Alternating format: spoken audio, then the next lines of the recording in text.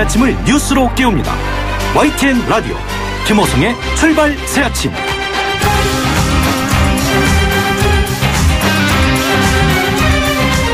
여러분 안녕하십니까. 출발 새아침 김호성입니다. 최저임금 속도 조절을 위한 과정이 본격화됐습니다. 지난해 16.4%, 올해 10.9%가 인상되면서 최저임금 인상 속도에 대한 논란이 증폭되자 속도 조절론이 끊임없이 제기되어 왔었죠. 정부가 어제 마침내 최저임금 결정체계 개편 논의 초안을 발표했습니다. 핵심은 최저임금 결정 과정의 완충지대를 설정한 것이죠. 기존의 결정위원회에 앞서서 구간설정위원회를 둔 것입니다. 결정 구조를 이원화한 것입니다.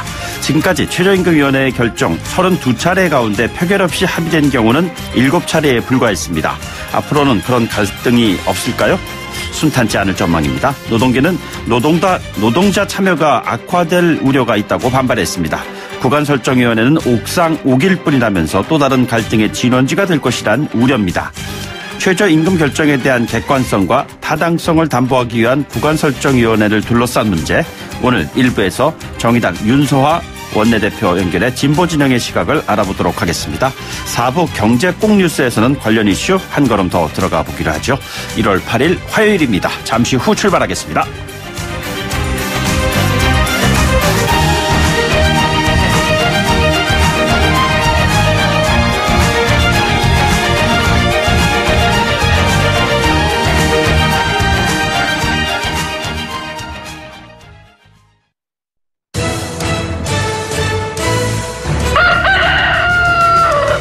꼭이요 꼭, 출근길 꼭 알아야 할 뉴스, 이종래 꼭 뉴스. 네, 오늘 꼭 아셔야 하는 뉴스 시사평론가 이종건 박사와 함께 알아보도록 하죠. 이 박사님 안녕하십니까? 네, 안녕하세요. 네, 오늘 시청자 여러분들께서는요, 말 그대로 시청자가 되겠네요. 유튜브 저희 YTN 라디오 생방송을 통해서 유튜브를 통해서 화면을 보실 수가 있어요. YTN 라디오가 어제부터 유튜브 라디오 라이브 생방송을 보내드리고 있습니다. 지금 화면을 보시면은 유튜브를 통해서 보시면 저희 라디오가 생방으로 진행되는 모습을, 스튜디오 안의 모습을 보실 수가 있습니다. 이 박사님 한번 인사를 좀 시청자분들께 한번 해주실까요? 저쪽에 손 한번 들어주시죠. 안녕하세요. 네. 밤사이에 김정은 북한 국무위원장의 방중설이 이게 불거졌는데 사실상 방중을 한 모양이죠? 네, 그렇습니다. 예, 북한 열차가 어젯밤 10시 15분께 현지 시간입니다. 단둥 기차역을 통과를 일단 했습니다. 네네. 누군가 탔을 것으로, 그리고 역시 고위급 인사일 것으로 추정이 되는데 예, 김정은 위원장일 가능성이 좀 높다 이런 얘기고요. 베이징에는 대략 한 오전 10시 정도, 네네. 예, 그 정도면 도착하지 않을까 이런 예상입니다. 지난해에도 이 북미 정상회담 앞두고 그러니까 중국을 2차례 방문하지 않았습니까? 네네. 또 북미 정상 이후에도 또 방문을 했었고요. 이번이 이제 4차 방중이 되는 겁니다. 그래서 지금 2차 북미 정상회담이 결국 임박했다는 의미 아니겠느냐. 이런 분석이고요. 트럼프 대통령이 안 그래도 장소 발표가 머지않았다라고 이미 언급하지 않았습니까? 네네. 가장 가능성이 높은 곳으로 지금 베트남이 거론이 되고 있고요. 그 이외에 인도네시아, 몽골, 판문점도 함께 거론이 되고 있긴 합니다. 네네. 곧 발표가 나올 것 같습니다. 예, 이게 지금 북미 정상회담을 앞두고 중국을 먼저 방문하는 것이 일종의 그냥 상례처럼 지금 되어 오고 있잖아요. 네, 그렇습니다. 미국을 압박하는 그런 측면도 좀 있는 거죠. 그렇죠. 네. 예. 앞으로 진행되는 과정을 저희들이 지켜보도록 하겠습니다. 국내 소식이요. 청와대 참모진이 모두 내정된 것으로 알려지고 있습니다. 네. 비서실장의 노영민 주중대사. 네네. 정무수석의 강기정 전 더불어민주당 의원. 국민소통수석의 윤도한 전 MBC 논설위원. 이렇게 지금 내정이 된 것으로 알려지고 있습니다. 네네. 발표는 오늘 임종석 비서실장 주재로 추천위원회를 연 뒤에 할 것 같고요. 예. 역시 친정체제 강화라는 평가가 지금 나오고 있습니다. 네네. 그런데다가 대체로 좀 강성이시죠? 네. 강씨네요. 강기정. 그렇기도 하고요. 예. 네. 성향 자체도 조금 그런 분들이, 그러니까 속된 말로 좀 센 분들로 네네. 선정을 한 것 같습니다. 예, 그리고 조만간 내년 총선에 나갈 정치인들 출신 중심으로 해서 비서관급 인사도 있을 예정이라고 합니다. 예, 거명되는 분들이 어떤 분들이시죠? 백원우 민정비서관하고 송인배 네네. 정무비서관, 조한기 1부속비서관, 권혁기 춘추관장 등이 일단 거론이 되고 있습니다. 네네. 노영민 주중대사는 어떻게 중국에서 돌아왔습니까? 이제 오늘 발표 나면 이제 바로 오겠죠? 예. 네. 어제 보니까 중국 쪽에다가 인사를 좀 했다 뭐 이런 뭐 보도가 나오는 것 같았습니다. 네. 그리고 군 장성 인사 자료를 잃어버렸다 하는 청와대 전 행정관의 이야기가 이게 좀 이렇게 황당한 일이 있을 수가 있냐. 그런데 육군 참모총장을 만났어요. 네. 만나가지고 벌어진 이제 해프닝들일 텐데 그게 과연 해프닝이겠느냐. 뭐 이런 얘기가 나오고 있는 것이지 않습니까? 그렇죠. 네. 좀 상당히 비상식적 네네. 일 아니겠습니까? 당초 뭐 4급 행정관으로 알려졌는데 5급 별정직 행정관이다라는 얘기도 좀 흘러나오고 있습니다. 보도가 예. 지금 나오고 있고요. 이 전직 행정관이 지난 2017년 9월 2일에 토요일입니다. 그날 오전에 김용우 육군참모총장을 국방부 앞 카페로 불러서 만났다. 네네. 이런 사실이 이제 알려진 거고요. 적절성 논란이 좀 일고 있습니다. 김의겸 청와대 대변인은 대통령의 지침을 받아서 일하는 인사수석실 행정관이 대통령의 철학과 지침에 대해 인사추천권자인 총장과 얼마든지 얘기할 수 있다라고 해명을 하긴 했습니다. 네네.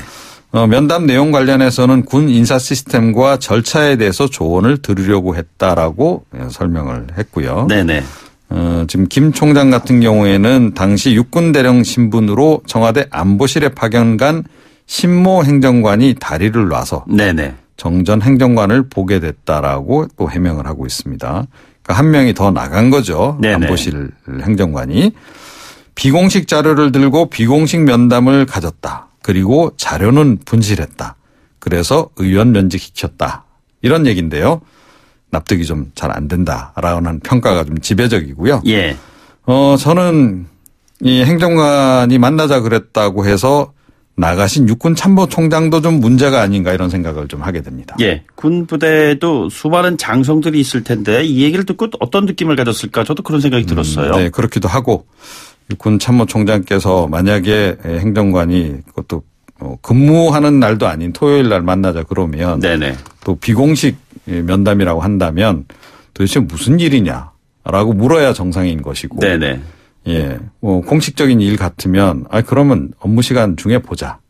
내 집무실로 와라. 글쎄요. 라든가. 예. 이렇게 했어야 그 주변에 있는 찻집에서 만났다는 정상이 거예요. 아닌가요? 네네. 그래서 하여튼 좀 통상적으로 공직 생활을 한 분들 관점에서 보자면 상당히 좀 이례적이고 비상식적인 그런 예. 일이어서 납득이 안 간다는 평가가 지배적입니다.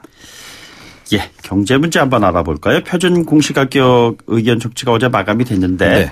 자 어쨌든 보유세가 오를 것이 아니냐 이런 전망이 나오고 있는 건 아니겠습니까? 예. 보유세 올리는 게 이번 정부의 기본 방침이긴 하죠. 네네. 표준 단독주택 22만 가구 이 공시가격에 대한 소유자 의견 청취가 어제로 마감이 된 겁니다. 예. 한국감정원이 이제 일부 수정을 거쳐서 1월 25일 날 최종 공시가격을 발표할 예정이고요. 아파트를 비롯해서 그 개별 주택 공시지가, 토지 공시가격 이런 것은 4월 정도 되면 이제 다 알려질 것으로 지금 보입니다. 지난해 서울 평균 공시가격 상승률이 7.9%였고요. 그런데 일부 언론이 조사를 해보니 올해는 지난해 대비 평균 27%나 상승을 하는 것으로 나타나고 있습니다. 네네. 그러니까 이렇게 보면 거의 3배 가까이 이렇게 오르는 거죠. 예. 건강보험 지역가입자의 경우에는 당연히 건보료 인상으로 좀 이어질 것으로 이렇게 보입니다. 예. 공시가격이 만약에 30% 인상된다. 이번 같은 경우 거의 27%니까 큰 차이가 없는 것 같은데요. 그렇게 전제를 했을 때 서울 지역가입자 건보료는 평균 17.31%나 인상이 된다고 합니다. 더 큰 문제는 이게 2022년까지 해마다 이 공시가격이 계속 오를 예정이라는 겁니다. 네네. 예, 그래서 올해 85% 선, 보통 시장 가액이라 그러죠. 예. 예, 그러니까 실제로 거래가의 이제 85% 선까지 올해 지금 이제 올리는 거고요. 2020년에는 90%, 2021년에 95%, 2022년에 100%까지 이제 올릴 계획인 거거든요. 예. 자, 이렇게 되면 재산세도 늘어나고 건강보험료도 늘어나고 그래서 일각에서는 속도 조절이 이것도 필요한 거 아니냐라는 지적이 좀 나오고 있긴 합니다. 최저임금 속도 조절론에 따른 최저임금 체제가 좀 막 바뀐다고 그러는데 이번 건도 그쪽과 좀 연결될 수 있지 않겠느냐 뭐 이런 말씀이신 것 같은데 한번 지켜보도록 하죠. 그리고 아주 짧게 좀 얘기해 주셔야 되겠는데 국민은행이 총파업을 하는 건가요? 예. 밤샘 협상을 했는데 네네. 결국 결렬됐습니다. 그래서 오늘 그렇습니까? 총파업에 들어가는 거고요. KB 국민은행 아마 지점에 가서 볼일 보실 분들은 상당히 좀 어려움이 있겠습니다. 뭐 몇몇 개 지점을 통합 운영한다는 얘기도 있고 하니까요. 네네. 사전에 좀 확인해 보고 가시는 게 좋을 것 같습니다. 인터넷 뱅킹이라든가 모바일 통해서 하는 작업은 큰 문제 없는 거죠? 그렇습니다. 네. 알겠습니다. 참조하시기 바랍니다. 네, 오늘 말씀 여기까지 듣도록 하죠. 고맙습니다. 네. 지금까지 이종훈 시사평론가였습니다.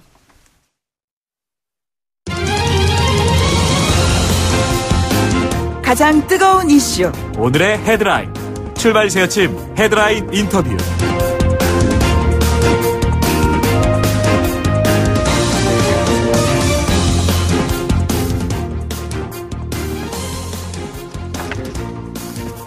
네, 정부가 어제 최저임금 결정체계를 구간설정위원회와 결정위원회를 이원화하는 방안을 발표했죠.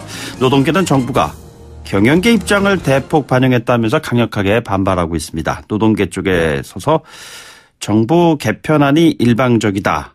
이렇게 반대하고 있는 정당입니다. 정의당의 윤소아 원내대표를 전화로 연결하겠습니다. 대표님 안녕하십니까? 네, 안녕하세요. 정의당 윤소아입니다. 네, 새해 복 많이 받으십시오. 새해 복 많이 받으십시오. 네, 어제 최저임금 개편안 이 초안입니다. 어떻게 보셨습니까? 이번 정부 발표의 핵심은 전문가들이 네네. 노사 논의에 앞서서 경제 상황 등을 고려해 최저임금 인상 구간을 우선 정하겠다고 하는 거 아니겠어요? 네네. 구간 설정위원회를 노사정 각각 추천한 분들로 구성된다고 하는데 네네. 그러면 노사 간 의견이 좁혀지지 않을 경우에 네네. 정부 측 추천위원들이 최저임금 상한을 결정하는 구조가 됩니다. 결국엔 정부가 한다는 것인가요? 예, 결국 정부가 최저임금의 범위를 결정하겠다는 것인데 네네. 이는 임금은 기본적으로 노사가 자율적으로 결정한다는 기본은 취지에 맞지도 않고요. 예. 언제든 경제 상황이라는 이유로 최저임금 1만 원 달성이 무시되는 경우도 발생할 수 있다고 봅니다. 네네. 특히 경제 상황 이렇게 이야기하면 그 부정성을 강조하기 위한 방편을 삼는 경우가 대부분이거든요. 예. 게다가 최저임금 결정 기준에 고용 수준과 경제 상황은 새로이 추가하면서 노동계가 요구하고 있는 가구 생계비 반영 부분은 빠졌고요. 네네. 무엇보다 이 중요한 논의를 하면서 왜 노동계 의견을 충분히 듣지 않았는지 심각한 문제의식을 느낍니다. 예. 자, 그렇다면은 정의당 입장에서는 노동계 입장을 충분히 반영하기 위한 별도의 생각을 가지고 계신 건가요? 그렇습니다. 우선 최저임금 인상 문제는 이해 당사자들의 협상과 조정이 원칙이죠. 네네. 근데 지금 먼저 가이드라인을 제시하는 거나 마찬가지인데, 예. 한 가지 예를 들어볼게요. 한국경통이 2007년 정부가 최저임금을 직접 결정하거나 최저임금 결정구조 공익위원이 안을 제시해 결정하는 방식으로 개선하자고 요구했어요. 경통이 네네. 그랬단 말이에요. 이 네. 요구 이유가 뭐겠습니까? 경제 상황에 맞는 임금 인상이 대체 몇 프로인지 그것을 어떻게 결정하고 또 누가 객관적으로 이를 결정할 수 있습니까? 예. 오히려 공정성 시비를 더 키울 뿐이고요. 네네. 지금 정부 개편안은 최저임금 문제 성격 자체로 예민하고 저는 정치적 공방에 지금 휘둘리고 있는 것 같아서 이것에서 네네. 빠져나와야 된다. 저는 이렇게 생각을 하고 있습니다. 그러면 대표님 그 정치적 공방뭐 말씀 금방 하셨는데요. 2월 임시국회에서 통과하도록 하겠다는 게 정부 입장인데 2월 임시국회 통과 어려울 수도 있지 않을까 뭐 이런 생각이 듭니다. 네. 그런데요. 최저임금 제도는 한번 변경하면 다시 바꾸기 어렵고요. 네네. 특히 500만 저임금 노동자에게 생존권의 문제입니다. 예. 이것을 바꾸려면 충분한 대화가 필수인데 만일 정부가 일방적으로 밀어붙인다면 노정관계가 극단적 대립으로 치닫될 가능성이 커집니다. 네네. 정부는 일방적 최저임금 개편을 좀 중단하고 지금이라도 최저임금위원회를 열어가지고요.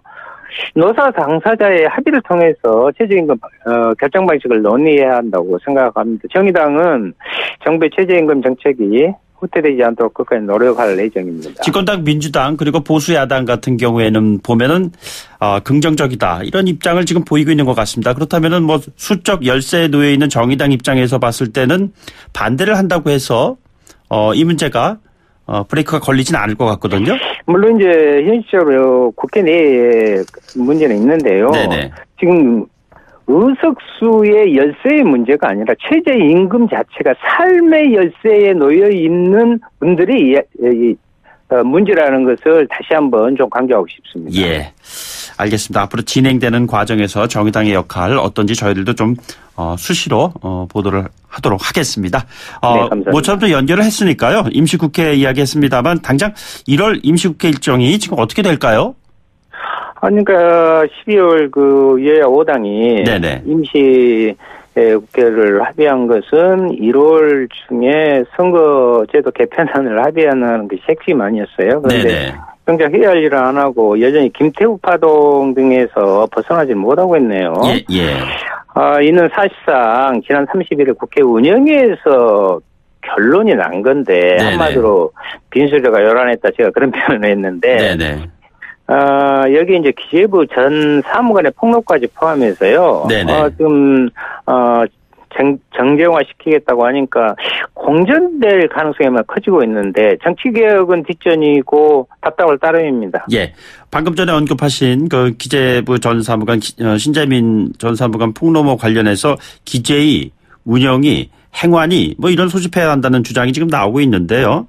자칫 정쟁의 장이 될 것이 아니겠느냐 이런 뭐 우려 때문에 상임위는 바람직하지 않다. 뭐 여당 입장도 있고요. 어떻게 앞으로 좀 이것을 풀어나가야 한다고 보시는지요? 평소에 좀 민생을 위해서 이렇게 상임위 활동 좀 열심히 좀 했으면 좋겠어요. 물론 문제가 있으면 국회에서 논의할 수 있겠죠. 그런데 지금은 정쟁의 새길로 빠져서 관련한 모든 상임위를 소집하자고 있는데 이건 뭐 30일에 있었던 운영위 같은 난맥상은 반복밖에 안 된다 저는 이렇게 봅니다. 사실을 다투거나 그것을 문제를 정쟁으로 확장하면 사실은 오히려 숨어버리고요. 온갖 정치적 주장만 난무하게 되거든요. 저는 개인적으로 신재민 전 사무관의 폭로에 대해서는 김동연 그 전 부총리 답변의 맥락에서 바라볼 필요가 있다고 이렇게 보고요. 물론 이제 기재부가 고발 위주 너무 즉자적 반응을 하고 있는 것도 지적하고 싶습니다. 그 최근에 그 있었던 신재민 전 사무관뿐만 아니라 김태우 수사관 그리고 육군참모총장을 만났던 청와대 전 행정관의 인사자료 분실건 뭐 관련해서 청와대와 연결돼 있는 이슈들이 끊임없이 나오고 있는 것 같습니다. 이 문제를 어떻게 바라보고 계십니까? 그래서 제가 그런 이야기를 운영위 때도 했는데요. 집안 단속 잘해야 된다. 라는 그 말을 인용하면서요. 이것은 그때그때 사안의 문제가 아니라 청와대의 그 안의 운영의 시스템을 정확히 좀 개편할 필요가 있다. 그렇게 생각을 합니다. 그리고 대표님 그 선거제 개편 이슈가 지난해 말에 굉장히 뜨거운 핫한 이슈였었는데 최근에 좀 여러 가지 이슈에 좀 묻혀 있는 것 같습니다. 정의당 입장에서 봤을 때 이 비례대표를 늘리는 이 선거제 개편의 핵심적인 사안을 앞으로 어떻게 추진하실 생각이신지요? 냉정하게 말씀드리면 지금 거대 양당이 과연 국민에게 한 약속을 지킬 의지가 있는지 의문이 가는 게 사실이고요. 선거법 개정을 위한 정개특위는 매주 모여서 계속 돌아가고 있습니다. 그런데 정작 중요한 결정을 해줘야 할 두 당의 그 지도부가 문제 해결 의지를 보이지 않고 있습니다.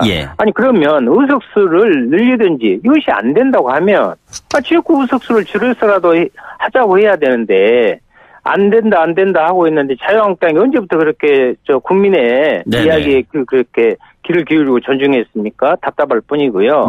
민심이 그대로 반영되는 연동형 비례대표제를 도입하고 정치개혁을 하자는 것은 이것이 개혁의 시작과 끝이기 때문입니다. 그래서 정의당은 반드시 선거법 개정을 위해 노력하고 있으니까요. 국민들께서 조금 더 힘과 지지를 보내주시기 바랍니다. 진보 진영에서 정의당의 이 선거제 개편에 대한 지지를 하는 분들도 있으시지만 정작 의원 수를 늘려야 한다는 부분에 대해서는 반대 의견이 적지 않은 것 같습니다. 이 부분을 어떻게 설득하실 것인지. 그러니까 지금까지 국회라는 부분이 거대 양당의 정치가 국민들에게 그런 부정적인 부분을 심어준 거 아닙니까? 네네. 그러니까 그것을 고치고 개혁을 하는 것이 국민에게 새로운 희망을 주자는 것에서 선거제도 개편을 주장하는 게 저희들의 이야기입니다. 네네. 그 부분을 국민들께서 잘 헤아려 주시기 바랍니다. 예. 근데 뭐 증세 없이 복지 없다고 그러는데 의원수 네네. 증원 없이 선거제 개편이 불가능하다는 얘기 아니겠습니까?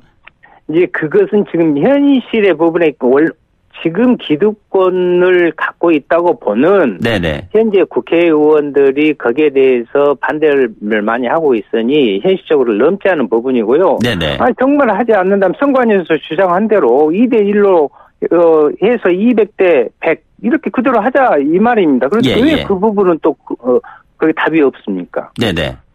200대 100이라는 것은 기존의 의원 수를 그냥 그대로 가져간다는 얘기시잖아요. 네. 그러면 거기에 대한 부분은 확답을 줘야 될 거 아닙니까? 예.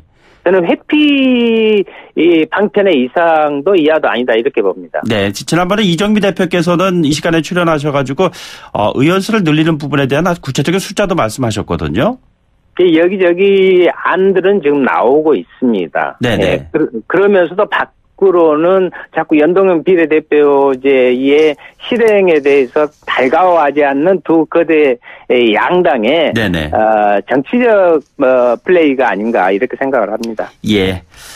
이제 집권 3년차 맞은 문재인 정부입니다. 내일 모레 신년 기자회견이 있을 예정이라고 하는데요. 많은 네네. 기자들이 참석하겠습니다만 대표께서 만약에 기자신분으로 참석하신다면 대통령께 어떤 질문을 하시고 싶으신지요? 저는 이번에 이제 비서실장을 비롯한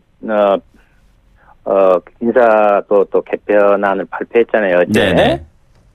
저는 그 청와대 정부를 좀 경계했으면 좋겠다. 청와대 정부요? 예. 네.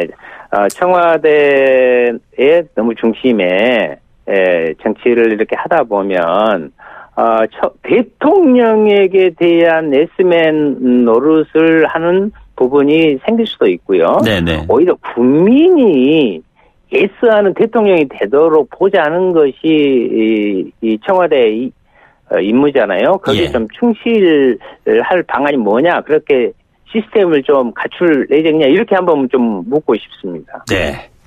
마지막 질문 하나 드리겠습니다. 파인텍 노동자들이 굴뚝 농성을 하면서 지금 단식에 들어가 있습니다. 이 부분 어떻게 보고 계십니까?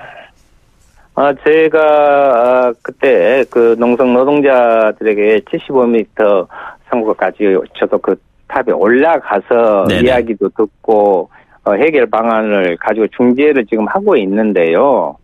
참으로 안타까운 일이죠. 그래서 예. 이 문제에 대해서 노사 간에 정확하게 지금 이제 답을 내와야지. 더 이상 극한 상황으로 가면 또 다른 문제가 사회적으로 큰 파장이 일어날 수 있다, 이렇게 생각합니다. 정부도 적극 나서야겠죠. 네네.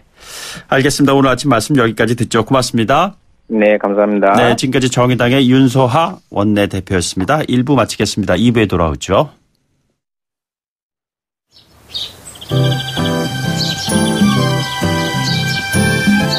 언제나 약자의 편에 섭니다. 진실을 외면하지 않겠습니다. 소중한 아침을 위한 정통 뉴스 시사 프로그램 ITN 라디오 김호성의 출발 새아침.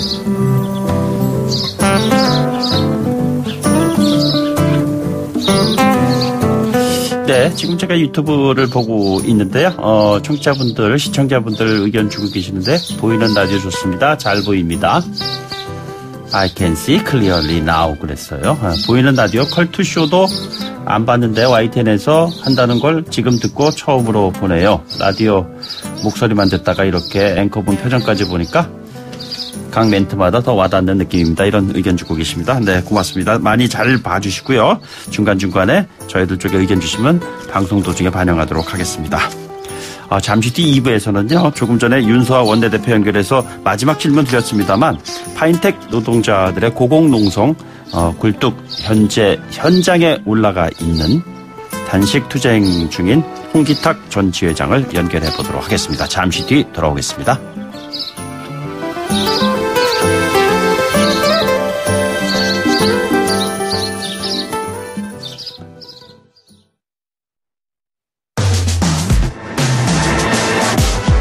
가장 뜨거운 인물. 오늘의 헤드라인. 출발 새 아침 헤드라인 인터뷰.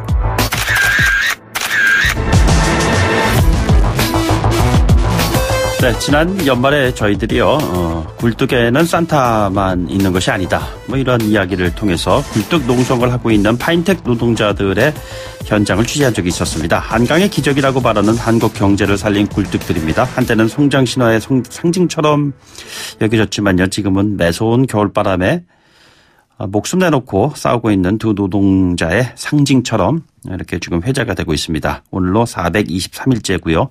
75m 높이의 굴뚝에서 고공농성하고 있는 파인텍 두 노동자 이야기를 오늘 전해드리고자 합니다. 한 분과 전화 연결을 하도록 하죠. 금성노조 파인텍 지회 홍기탁 전 지회장입니다. 지회장님 안녕하십니까? 네, 안녕하세요. 홍기탁입니다. 목소리는 비교적 그래도 괜찮으신 것 같습니다.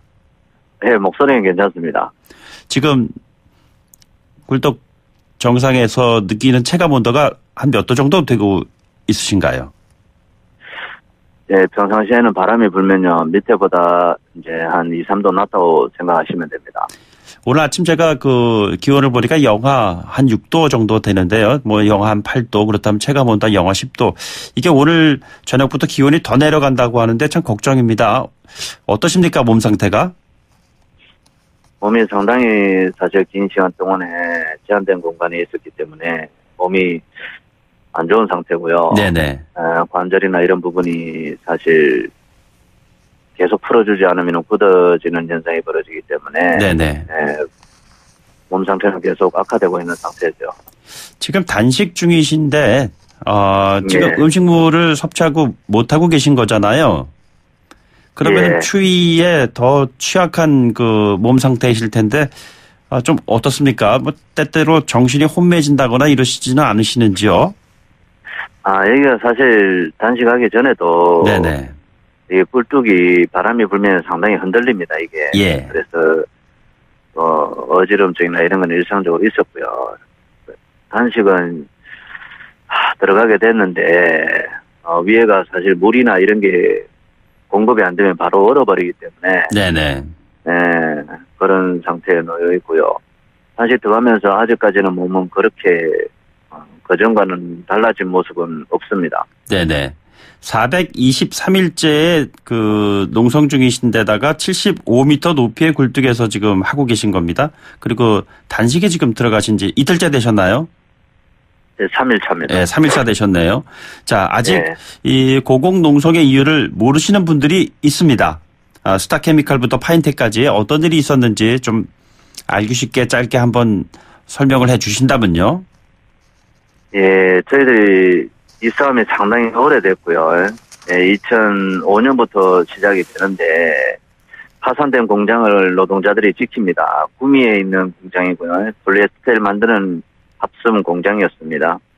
800억 정도 값어치 되는 공장을 현재 저희들이 싸우고 있는 스타플렉스 김태건 대표이사가 김태건 자본이 400억의 헐값에 399억에 인수를 하게 됩니다. 그런데 인수하는 과정에 노동자들의 퇴직금 330억이 물려 있었고, 네네. 그리고 고용 노동자 단체 협약을 승계하는 걸로 되어 있었습니다. 네네. 그 조건으로 산업은행이 800억 되는 공장을 399억의 헐값에 넘기게 됩니다. 예. 근데 이 공장을 인수한 스타플렉스 김태건 자본이 공장 사명은 스타케미칼로 바꾸고요.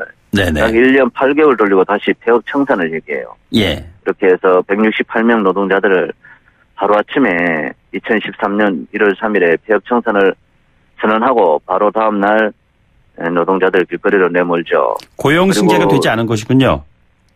승계는 잠깐 되었다가 바로 이제 파기하는 형태가 벌어지죠. 네네. 그리고 거기다가 이제 권고사직까지 강요하고 권고사직을 거부한 28명이 다시 싸우게 됩니다. 네네. 3년 과정 속에서 408일의 고공농성을 다시 합니다. 네네. 1차 고공농성이고요. 그때 다시금 김세건 스타플렉스 자본과 1차 합의서를 합니다. 2차 합의서를 합니다. 그게 내용이 똑같습니다. 고용노동조합 단체 협약서를 전개한다 했는데 다시금 2차 합의서조차도 파기하고 사실 이제 스타플렉스 김세건 자본이 공장을 새롭게 지어서 이제 삼성계를 한다고 합의서를 했지만 네네. 유령회사를 만들고 바지 사장 세워서 그냥 공장이 정상 가동이 전혀 될 수 없는 조건에서 있다가 다시금 파업을 하게 되고요. 네네. 그래서 재작년에 도저히 안 돼서 2017년 이제 11월 12일 날 고공농성을 하게 됩니다. 예. 자, 전 지회장을 맡으셨는데 말이죠. 지금 예. 사측 입장은 지난 연말에 보면은 몇 차례에 걸친 협상 과정에서 뭐가 해결의 실마리가 잡힐 수도 있겠구나 이런 기대가 있었는데 왜 안 된 겁니까? 작년 연말에 3차례가 있었고요. 네네. 비공개 사실 만남은 몇 차례가 있었던 걸로 알고 있습니다. 네네. 정치권 왔고 이제 금속노조 이렇게.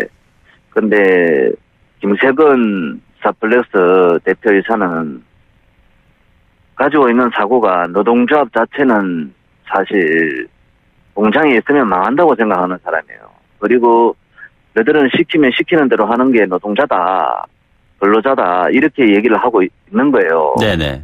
60년대, 70년대 사고 방식을 아직도 현재의 이 사회에 지금 그렇게 고스란히 적용하고 있는 사람이거든요. 그래서 노동조합 자체를 아예 부정하고 있습니다. 네네. 그러니까 교섭 자체가 자기가 합의한 사항조차도 이행을 하지 않으려고 하는 현상이 벌어지는 거예요. 네네. 분명히 헌법에도 사실 노동상권이 보장되어 있지 않습니까? 물론 수많은 이제 노조법 때문에 악법이 만들어져서 문제지만 헌법에도 보장되어 있는 노동상권조차도 김세건 자본은 아예 부정하기 때문에 이게 교섭의 실마리가 전혀 풀리지 않고 있습니다. 현재 그런 상태고요. 올해 들어와서 1월 3일 날도 교섭을 했지만 역시 마찬가지로 똑같은 자세로 전혀 변하지가 않습니다. 형식적으로 400일 만에 나왔기 때문에 진정성이 전혀 없는 상태에서 나온 사람이기 때문에 받아 안을 자세가 전혀 돼 있지 않습니다. 서로 간에 협의를 해서 합의를 해야 되는데 그런 자세가 돼 있지 않습니다. 중재 노력이 있지 않습니까? 정치권과 이제 사실 뭐 여러 곳에서 종교계가 적극적으로 나서고 있지만 잘 풀리지가 않는 상태라고 저는 얘기를 듣고 있습니다. 예. 고공농성을 하고 계시는 현장에서 지금 가장 원하고 계신 것은 그럼 무엇입니까? 사실 이게 저희들 문제는 이제 자본가들이 상당히 지금 이제 사실 힘을 받는 이런 형태가 벌어지고 있어요. 이거는 신재벌 정책을 쓰려고 하고 있고 쓰고 있는 문재인 정권에 대한 문제도 상당히 심각하다고 저는 봅니다. 네네.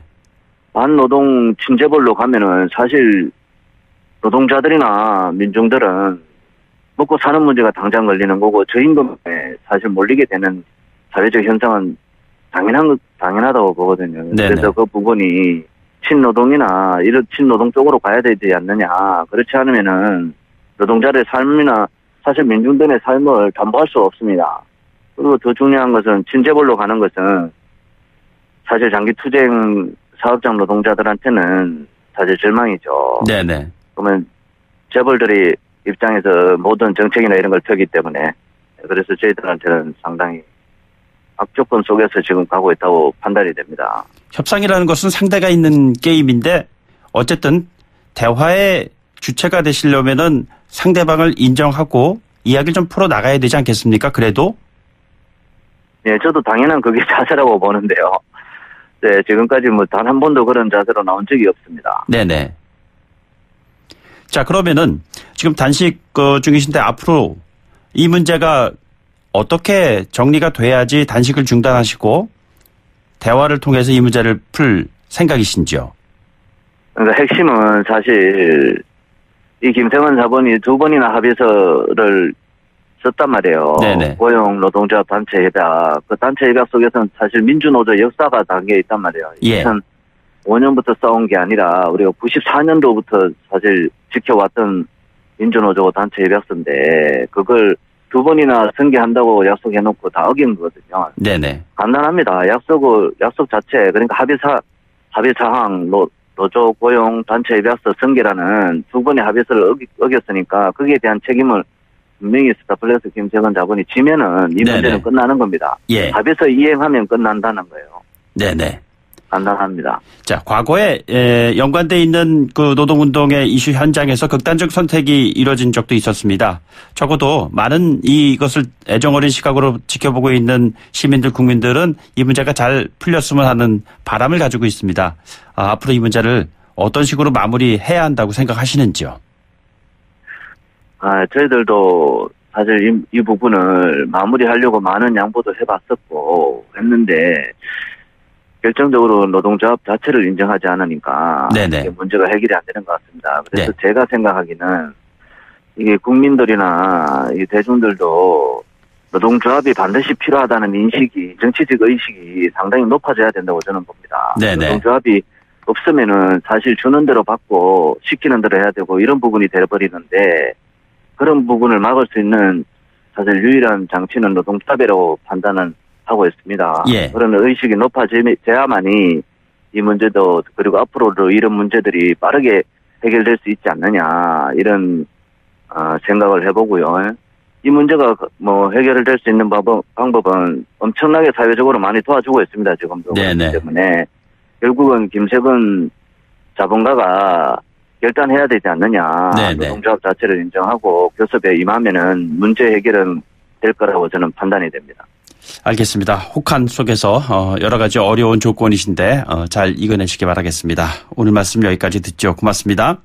예, 고맙습니다. 네, 지금까지 금속노조 파인텍지회의 홍기탁 전 지회장이었습니다. 네, 출발새 아침 3부는요. 8시 뉴스 듣고 돌아오겠습니다.